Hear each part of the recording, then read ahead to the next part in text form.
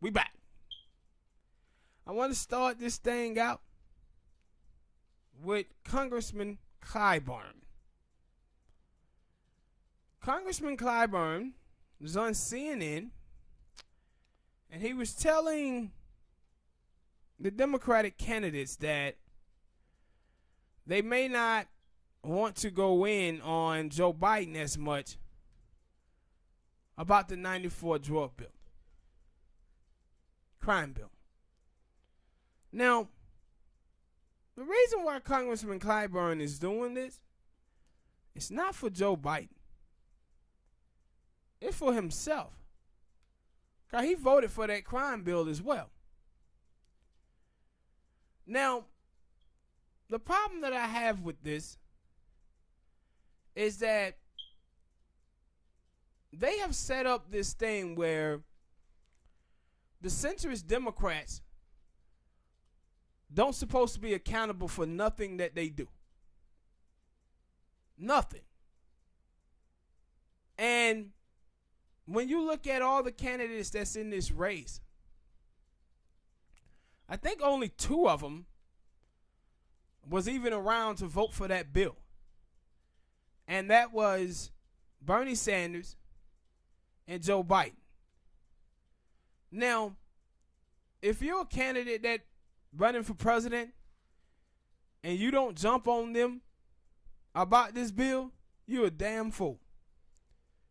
If you guys out there remember, in 2008, the reason why Barack Obama won the election pretty much, the thing that set him and Hillary Clinton apart was that Hillary Clinton voted for the Iraq war and he didn't. And Obama would beat her across the head with it every time he got a chance to. But the problem is for Jim Clyburn is that he don't want people to go back and look up who voted for that bill. Because a lot of them old farts are still there. Him, Nancy Pelosi, Chuck Schumer, Dianne Feinstein. All of those people are still there. And they're worrying about being primary in the future. But what he also is doing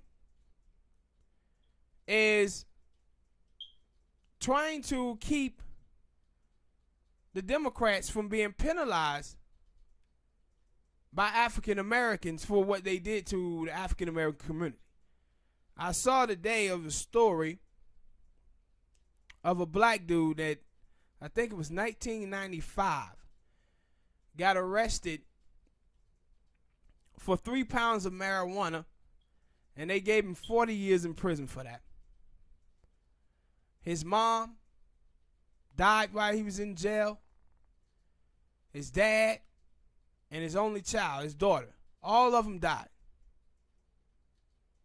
while he was in prison. And you just see how a lot of these black people from the CBC keep coming out here trying to cape for Joe Biden. And it's like, man, out of all of these candidates in this race, y'all couldn't get behind somebody else like it had to be this dude. And I said, we don't want to tell the truth about this. But a lot of those people, man, who's in the Congressional Black Caucus, a lot of those black folks are Joe Biden. A lot of them are. They do the same stuff. Like, they're not there to be representative of the black community.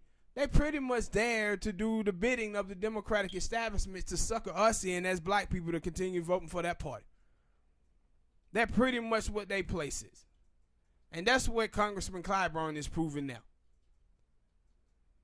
He proving exactly that. Because you can pretty much stay neutral for the most part. He doesn't have to say anything. Just go on about his business. And let it play out the same way you see Barack Obama doing. But no, he's out talking about, nah, don't jump on Joe Biden about this. It could be bad for the party. No. People already know about this 94 crime bill. The people who need to know about it is African Americans, and they already talking about it. They already talking about it. Full-throated. Full-throated? Full-throated. You mean full throttle? Full-throated. I mean, they screaming about it. Online. So they already know about it. But for you to come out here caping, this is not about Joe Biden. This is about you. You afraid that you're going to get primary down there in South Carolina. That's what you worried about. All right, people, hit that like button, subscribe, share. Next topic I want to talk about is the diaspora wars that's going on Twitter between African Americans and pretty much anybody who is black outside of America and immigrants inside of America. I want to talk about this because I think people are getting overly emotional about this. And people, when I talk about in the past about white supremacy, the fact that white people control our images because they own music industry, movies, magazines, television. And people don't understand that the confusion and the frustrations that are going on now is because white people have played with our images on both sides.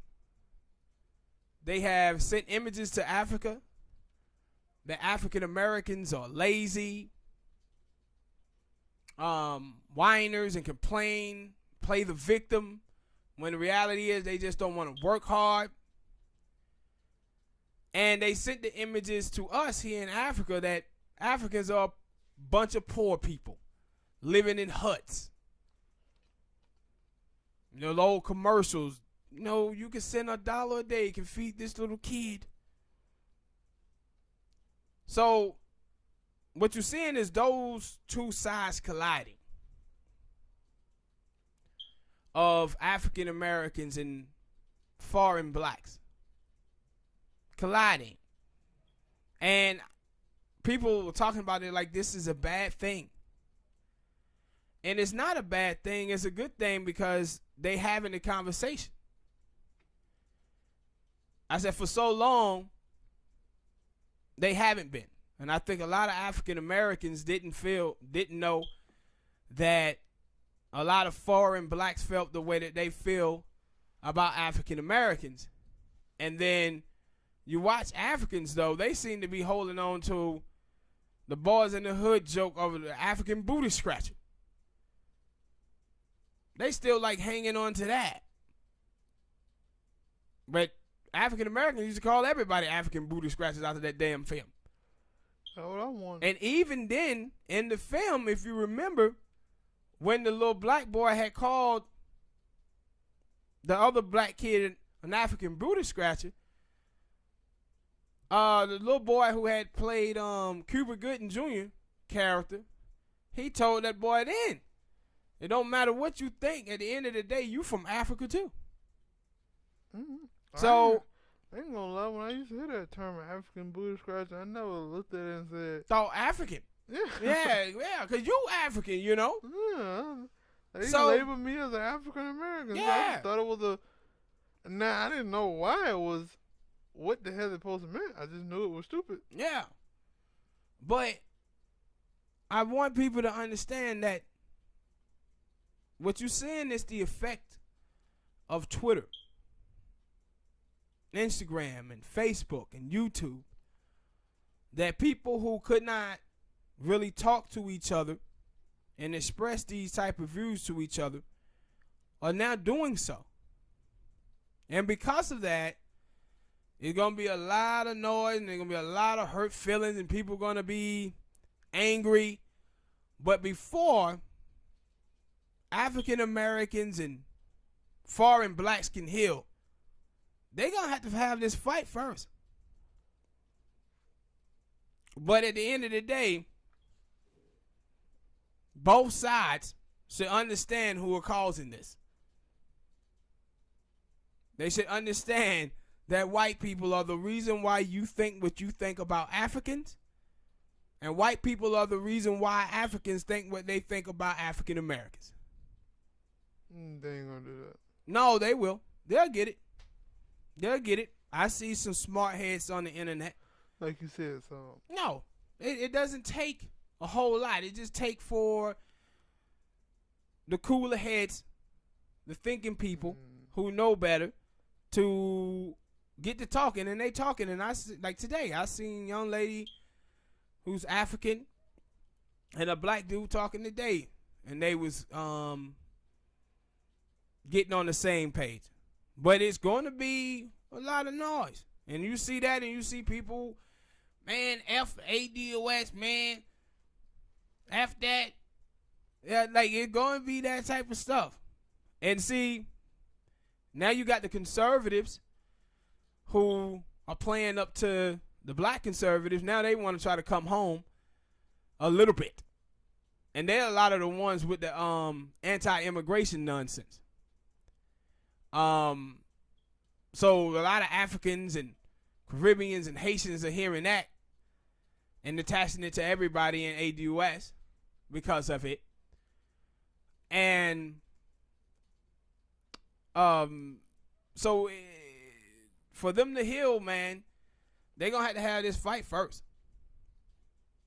Because a lot of the stuff that's going on, people are just now hearing this. They're just now hearing this stuff from the Africans, the Caribbeans, and the Haitians. And so they're going to be riled up and going after them. And that's the thing that you see, like, with the ADOS crowd, African Americans. Like, anytime now, they going and everybody mentions, and people are taking down their pages and putting their stuff in protective mode and everything, because they're now releasing these thoughts that they think about African Americans, and African Americans are coming at them and bombing on them on Twitter. And I think the cooler heads have to prevail. And it was just crazy. Like, some of the stuff that you hear was amazing to me. Like, it was some Africans, and he was saying that, hey, African Americans are colonizers and imperialists because they live in America. And I said, bro, you and your family moved to America, pay taxes into the United States government that's bombing your homeland. Like, come on, dude. Like, come on, dude. The best and brightest Africans are coming to the States to make a living here and leaving Africa behind. How the hell do you say that African Americans are imperialists when you come here to join this nation that you say is oppressing Africa and pay taxes to the government that is dropping bombs in Africa? But feel like African Americans is somehow, like, they think, like, when you hear it, you kind of hear like people talk about like African Americans are not enslaved, was not enslaved here, never dealt with Jim Crow or any of that. And that's why I was listening to this young lady who was in Africa, and she was doing a interview with the homie Dynasty. And I think it's channel called Searching for Uru or something like that. And she was telling him that no, Africans really don't have a grasp of the African American experience in America. So we just don't know much about African American life in the United States. And I said, no, when I listen to the people on the internet, I see that. I see that they don't. And I think because of the celebrity of African Americans and the stars, I think, and the athletes and stuff, I think they get a wrong impression that no, like African Americans over here getting it. But then it doesn't make sense when you hear them talk about African American being lazy and whiners and playing the victim. So it's like, you know, two sides of these things when you hear people talk about this, and it's like, man, this is crazy. And then you see some of the African Americans talking about Africans living in huts and poor and all of this stuff, and they were like, boy, y'all really let these white people get into y'all head, huh? Yeah, especially when there's plenty of videos of things from Africa, all the countries that are black countries, and they don't. I don't get it. That's why. I guess that's the reason why I feel like that coming together won't happen, because you do, like, there's so much stuff out there, so much information that you could just Google. Yeah, and for specifically black people, African, all the other people to just come around and say the stuff that they say, and then like it's a lot of stuff out here that you can easily Google, go look up. It's there for you to have, and you saying, like, it probably be some crazy person who would say, yo, African people don't have cell phones. No, they have cell phones too. Yeah, but I said they have all of that. Like, you just watch it, and it was like, man, more and more, like, I realized, like, more and more, I realized that black people here in the States, when they say they want equality, that shit is not about money. Like, it's not about full-on, like, liberation. Like, what they're talking about is white people not calling them niggers and shit like that. Because they don't seem to understand what white supremacy is. They think white supremacy is some toothless dude with a red hat on saying, I hate niggas. But the problem is that white people have the control of our images. And like I said, with those black exploitation films and some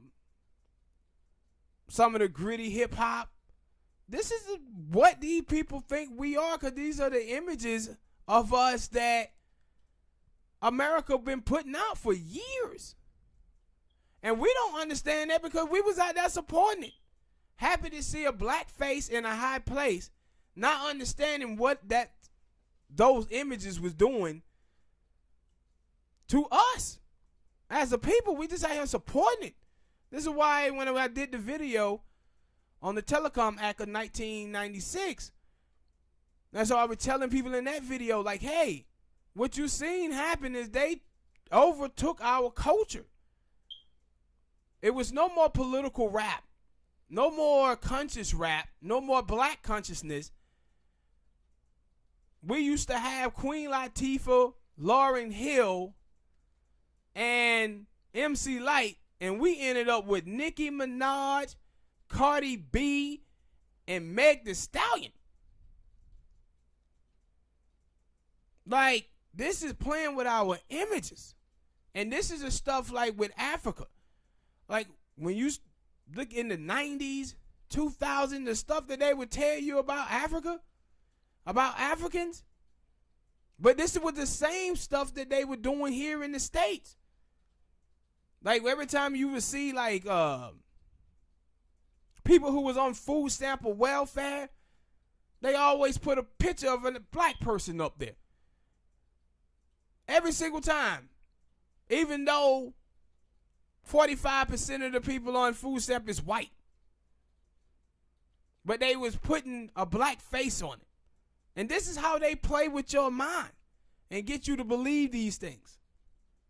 And they was doing this to African Americans, to the world, and also sending these type of images, bad images out about Africans here in the States. And so black people everywhere have to start understanding what white supremacy really is. And because they have the money and control the books that are sold, the magazines, the movies, the video games, they control your image. They control your image. And that's why they was talking about all of the gay stuff now. They're like, yo, man, is it a gay agenda being put? Yes. Yes. Oh, yes. It most definitely agenda push. Same thing with the commercials. Like now you see, I talked about this before, all the commercials on TV with the white husbands and black women. Most definitely pushing it. It's everywhere. Damn near every commercial. All of the movies with black women falling in love with their slave masters, and the slave play with the black women twerking for massa while they listening to Rihanna twerk, twerk, twerk, work, work, work. Like, what the hell? No, it's an agenda. And black people in this country and black people abroad, y'all better start understanding that these people that made you hate your people. They don't want no black unity at all. And we better stop falling for this nonsense. All right, people, hit that like button and subscribe. Next topic, T.I. Charlemagne goes to the White House. They said Nipsey had a meeting set up before he died with a program that comes from the Trump administration. And I seen a lot of people out here talking about this. The homie Tone Talks was talking about it. And they were talking about celebrity and whether or not T.I. and Charlemagne supposed to have been up there being a representation of black people. And my problem is not so much with T.I. and Charlemagne. My problem is that who they was meeting with. They was meeting with the Congressional Black Caucus. Now T.I. and Charlemagne don't supposed to be there representing black people. The Congressional Black Caucus supposed to. They shouldn't have to be talking to T.I. and Charlemagne to tell them what the interests of African Americans are. They supposed to know that themselves. But what it shows you is that they had them up there to basically use their fame and stardom with black people. That's what they was doing, the Congressional Black Caucus. They were using that. Is it any good gonna come out of it? Probably not. And the reason being is they taking money from programs that was already on the books and then trying to spread that money to these new programs. This is pretty much the same hustle that the NFL tried to do with Colin Kaepernick and Eric Reed, where they was going to take money from breast cancer and the military and said, we're going to put it towards these programs. And they like, nah. We don't want you to take away from other people's programs to try to build this. And then the way that they set it up, if they didn't pay, all the players didn't pay $15,000 every 2 weeks or something like that, the program was going to go under. So there's no way you were going to get all them white players to sign up for that anyway, so the program wasn't going to go nowhere. And so now Trump administration is doing similar things. This is almost like Nixon in the 70s talking about black capitalism and getting people drunk off of that. But I really didn't have too much problem with T.I. them going up there. Now, Charlemagne, that's a different story. That's a different story. I feel like T.I. is a little bit smarter than Charlemagne on political issues. So, what were your thoughts on them going up there, man? I ain't had no problem with it.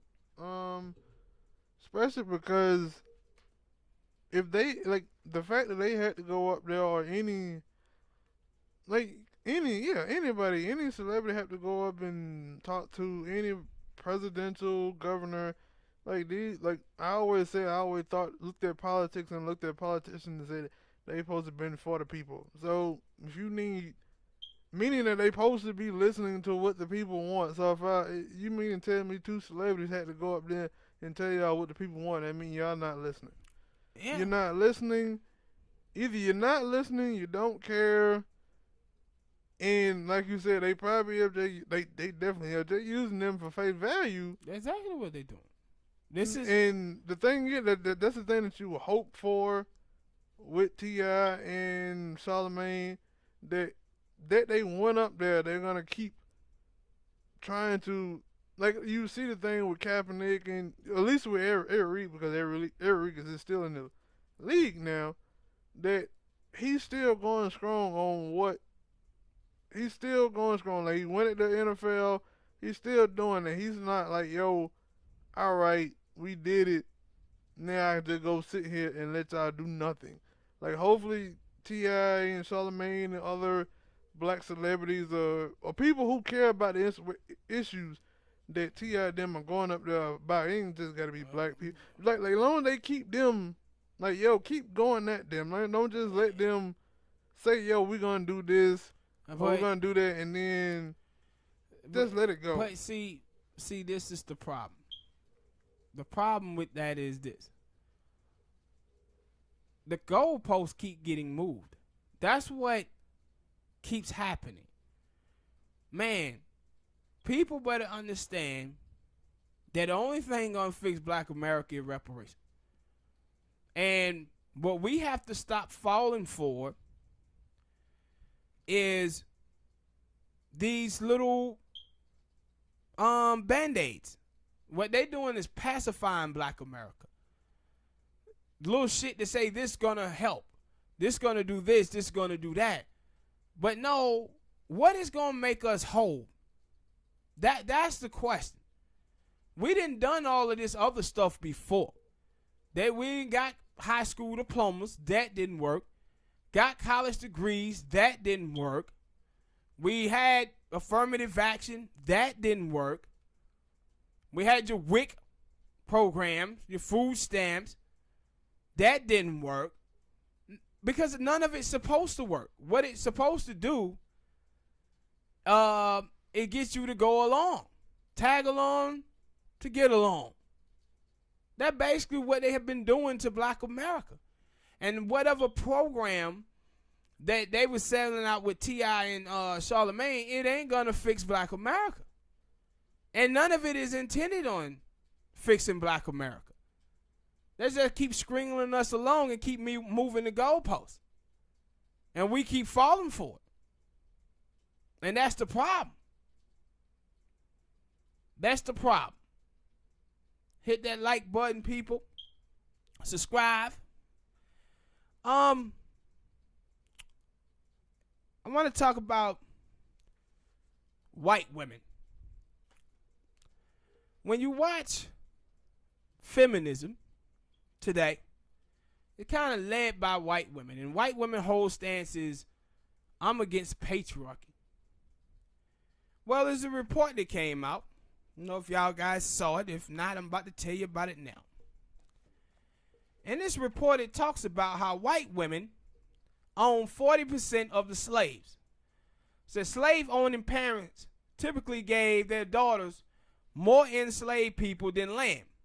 So what this means is that their very identity as white Southern women are tied to the actual ownership of slaves. Said once white women was wed, white women fought and frequently won the rights to continue to have ownerships of their slaves. Said not handing over ownership to their husbands. For them, slavery was their freedom. Said after Martha Washington married President George Washington in Virginia in 1759, George Washington is said have possibly owned around 8 slaves. His wife, she owned 84. And that dramatically increased the local slave population. Said one former enslaved black woman said that the children would ruthlessly be beaten, enslaved. Said they used to beat black children, white women did, so much till they drew blood. Said once they came of age, white women also repeatedly got involved in the slave market. Aside from beating slaves, once they owned them, white women bought, sold, and sought out their return. The notion flips that they would take these slaves and make them perform sexual acts together, like the white women would. So as white women got pregnant and had their own families, they reportedly orchestrated all types of sexual assaults between enslaved people so that enslaved black women could be available to nurse white women's children. This in addition to tearing enslaved women babies away from them so they could nurse their women children. The advertisement for wet nurses were plastered throughout the newspaper, reportedly creating a measure of market for enslaved black women who recently delivered children. So white women were also said to have gone through great lengths to maintain ownerships of their slaves as the Civil War raged on. History.com report that one woman, Martha Gibbs, forced enslaved Africans to taxes and threatened them with a gun to continue working for her throughout 1866, the year after slavery was officially abolished. Even after the institution was outlawed, Southern white women reportedly doled out work contracts that exploited black people to work under slave-like conditions. Same described it as benign industry as Margaret Mitchell did in Gone with the Wind. That same idea was carried out through the textbook discussing enslavement today. As recently as April 2018, it was expressed that students in the textbook have been using these type of textbooks that lied about slavery. Now, what you just heard there, people, is that during slavery, white women owned 40% of the slaves. Now, if you was on a patriarchy world, what would have happened is if a white woman got married, automatically those slaves would have went over to the white males. Because the white males would have ordered it because they was all in, control of the system.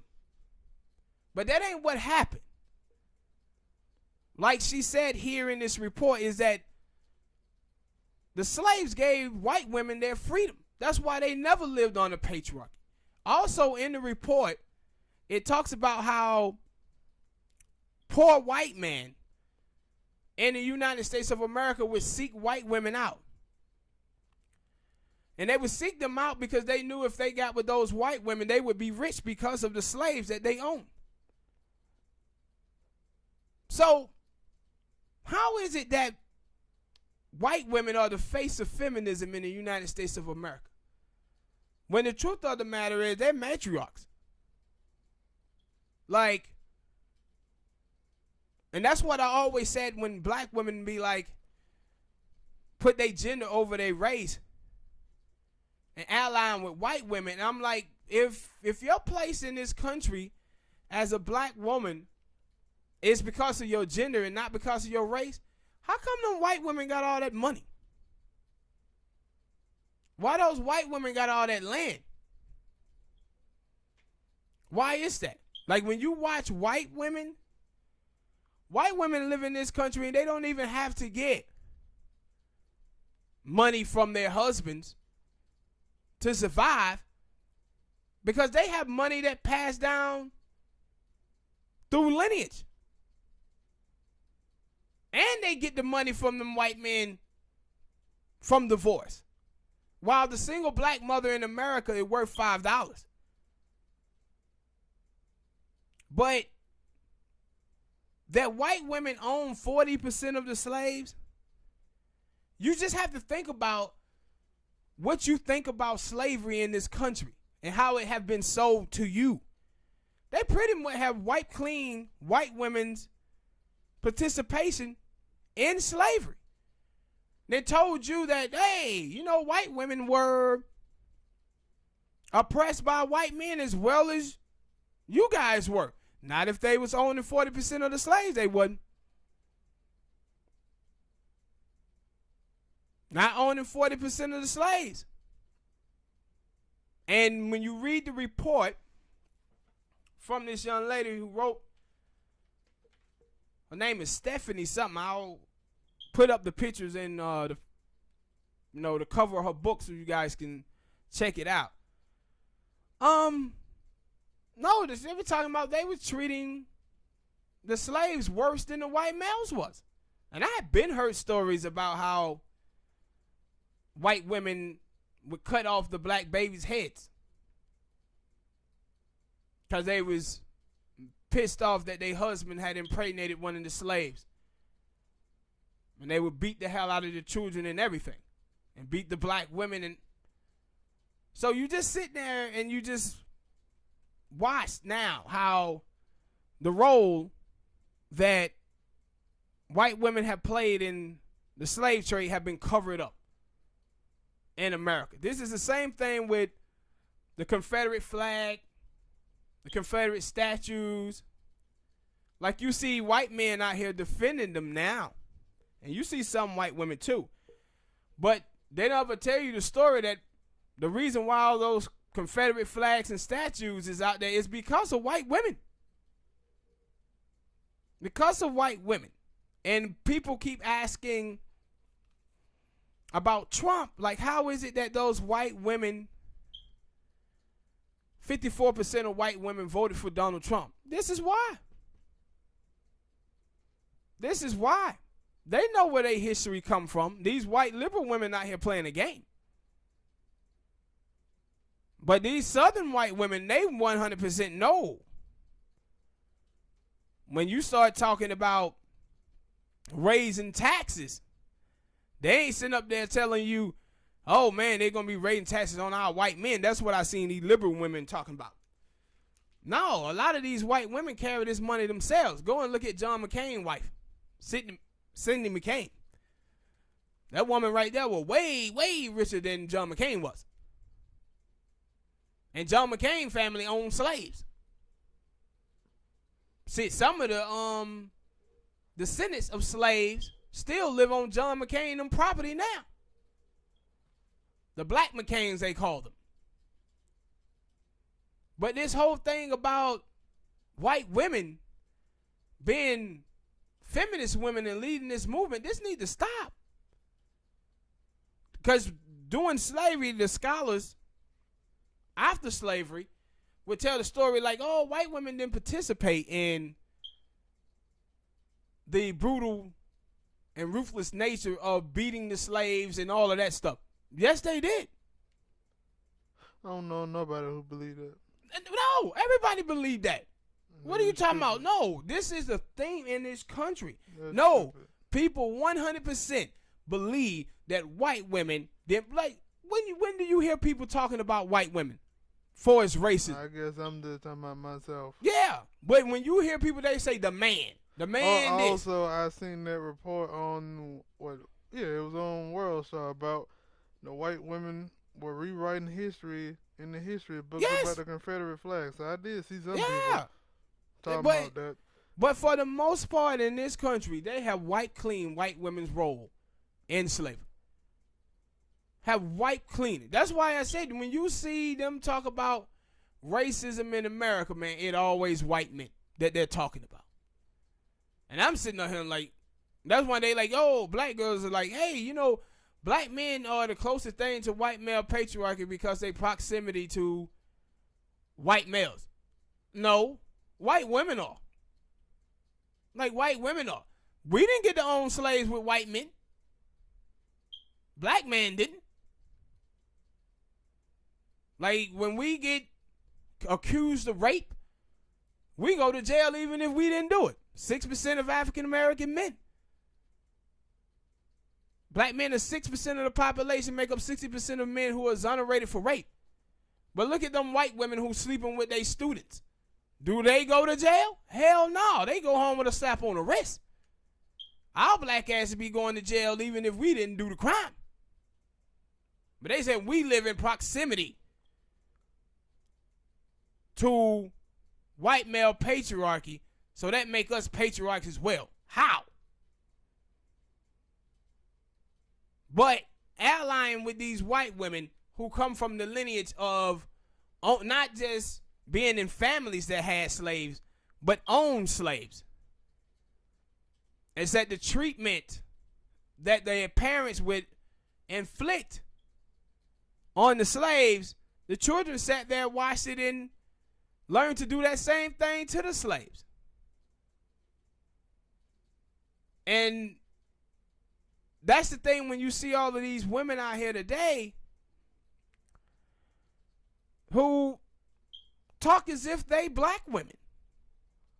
Talk like they're Latino women. And I'm like, no, white women, you're not. This is what your history is right here. There's no way that you was owning slaves and then being under a white man's mercy. No, them white men was seeking you out because y'all had that cake, because y'all owned slaves. That's what happens in a patriarchy society, right? Men have the money and women go around chasing men. I read a thing the other day where they said 78% of American women are chasing after the top 28% of men. That's what happens when you chase money and power. That's what patriarchy is, about money and power. With white men chasing after y'all doing slavery, that means y'all was matriarchs. I don't know how the hell y'all get off talking about y'all lived on the patriarchy. I said what happened is y'all were confusing white male leadership with being controlling. That's what y'all was doing. But that y'all own 40% of the slave tell a whole different story. Whole different story. But you always would think about it like, what? Like, nah, if this was about gender, white women would have a whole less amount of money, right? They wouldn't have all that cake that they having. Where they getting all that bread from? No, these white women were having this money before. Back during slavery, they had cake. And like this story says, it's not, no, the black slaves gave white women their freedom. That's what made them free. That's what made them apart from all the rest of the women, is that they owned slaves. And if that gave them their freedom now, back then that separates white women from black and all the other minority women today. Because what we seeing now is off of 244 years of slavery and 100 years of Jim Crow. All of this money is being passed down. Like I said before, 60% of the wealth in America is passed down. Excuse me. And that's why we as black people got to stop with this foolishness talking about putting our gender ahead of our race, putting our sexual orientation ahead of our race, putting the Democratic Party ahead of our race. Some of these fools out here putting Crips and Bloods ahead of their race. Don't go over there and fight your cousin because he got on a blue bandana. Stop putting these things over your race, man. Because these folks out here ain't putting nothing over theirs. There's a reason why they got 90% of the wealth. and 96% of the land in America. But they playing games with y'all out here. Well, people, hit that like button, subscribe, and we'll see y'all next time. Peace.